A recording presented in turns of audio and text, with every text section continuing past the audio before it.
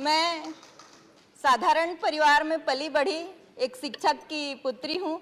मेरे दादाजी स्वतंत्रता संग्राम सेनानी थे और मेरे घर परिवार में कोई भी राजनीतिक व्यक्ति नहीं था। राजीव जी ने महिला आरक्षण दिया त्रिस्तरीय पंचायती राज में, तो मैं जिला पंचायत का चुनाव लड़के राजधानी रायपुर के जिला पंचायत की अध्यक्ष बनी। वहाँ से मेरी राजनीतिक शुरुआत हुई। और उस बीच वेंकैया नायडू जी जो हमारे उपराष्ट्रपति हैं अभी, पंचायत मंत्री थे और मैं जिला पंचायत की अध्यक्ष थी। नया नया राजनीति मेरा शुरू हुआ था, मुझे ज़्यादा नियम कानून मालूम नहीं था और मैं छत्तीसगढ़ का रिप्रेजेंट करने दिल्ली तालकटोरा स्टेडियम में आई थी। पंचायती राज का सम्मेलन पूरे देश भर का हो रहा था। सम्मेलन के बाद उपराष्ट्रपति जी ने चाय पे बुलाया मुझे, तो मैं बोली मैं तो कांग्रेस पार्टी की हूँ, वो तो भाजपा की है, मैं क्यों जाऊँगी उनके घर। मुझे समझ नहीं था उस समय, मैं नहीं गई। लेकिन आज मैं उनके साथ घूमी, उनके साथ खाना खाई, ये बात अलग है। बहुत सारे अनुभव इस सदन में मुझे सुनने को देखने को मिला। यहाँ के सारे अनुभव लेके मैं बाहर जाऊंगी, जब यहाँ से जाऊंगी इस 6 साल के कार्यकाल को पूरा करके, तो उस अनुभव के भरोसे मैं बहुत कुछ मुझे बाहर मेरी जिंदगी में काम आएगा यहाँ का अनुभव।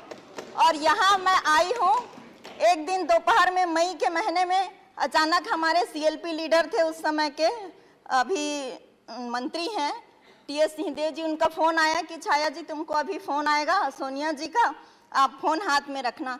मुझे लगा कि ये मेरे साथ मजाक तो नहीं कर रहे हैं, क्योंकि मैंने सपने में भी नहीं सोचा था कि इस सदन की मैं सदस्य बनूंगी। लेकिन थोड़ी देर में ही सोनिया जी का फ़ोन आया और बोले कि तुमको हम यहाँ का राज्यसभा का सदस्य बना रहे हैं। तो मुझे तो कुछ समझ में भी नहीं आया, मैं कैसे करूँगी, क्या करूँगी। इतना बड़ा देश का सदन है, बहुत सारे लोग रहते हैं, विभिन्न राज्यों से लोग रहते हैं।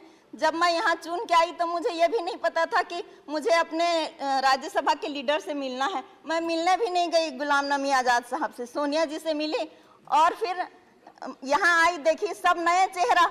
मैं खूब गांव से आई हूँ, मैं दिल्ली भी 1-2 बार ही आई थी, तो मुझे बहुत भय लगा।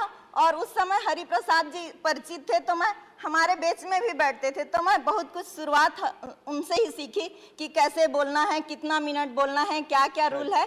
उनसे मैं बहुत कुछ सीखी और ये अनुभव मेरे जीवन पर्यंत रहेगा। दूसरा अनुभव मुझे सम्मानित वेंकैया नायडू जी ने जब एक दिन शाम को फ़ोन करके बोले कि हम विदेश यात्रा में जाएंगे, आप हमारे साथ चलोगी क्या।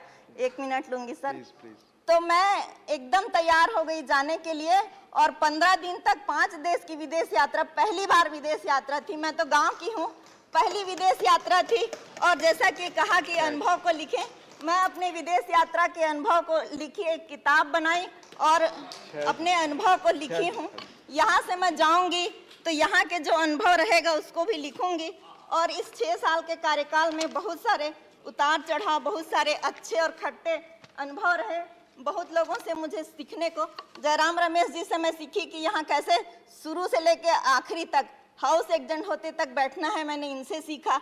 आनंद शर्मा जी हैं, प्रसन्न आचार्य जी हैं, मनोज झा जी से तो मैं इनका यूट्यूब में घर में जाके देखती हूँ यहाँ सुनने के बाद कि ये कैसे बोलते हैं, क्या स्टाइल रहती है। विनय सहस्त्रबुद्धे जी से सीखती हूँ। सर मुझे कुछ और कहने दीजिए। यहाँ के स्टाफ जो बहुत सारे लोग छूट जाएंगे, एक पैर में बहुत सारे लोग छूट जाएंगे, बहुत सारे लोग छूट जाएंगे। एक अंतिम पंक्ति, कहाँ खुशियों की ये सौगात होगी, यहाँ से जाने के बाद कहाँ खुशियों की ये सौगात होगी, नए लोग होंगे, नई बात होगी। मुसाफिर हैं हम भी, मुसाफिर हो तुम भी, किसी मोड़ पर फिर मुलाकात होगी।